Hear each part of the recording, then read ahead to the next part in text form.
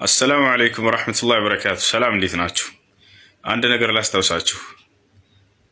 ነገ በአረበኛ ቀናት አቆጣጠር 13ኛው ቀን ነው። ከዚያ የሚቀጥለው 14ኛ፣ ከዚያ 15ኛ።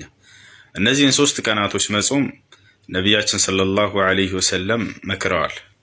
3ቱን ቀናት የጾመ ሰው ወሩን ሙሉ የጾመ ያክል ነው ብለው ተናግረዋል። ሐዲስ ላይ ምን ብለዋል? ይህን አስመልክቶ ሱያም 3 አያም ሚን ኩል ሸህር ከሱያም ደህር وهي أيام البيض وهي صبيحة 13 و14 و15 አሉ።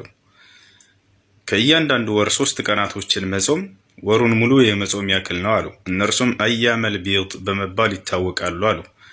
እነርሱም በአረበኛ ወራት አቆጣጠር 13ኛው ቀን፣ 14ኛው ቀን፣ 15ኛው ቀን እነዚህ ናቸው ብለው ተናግረዋል።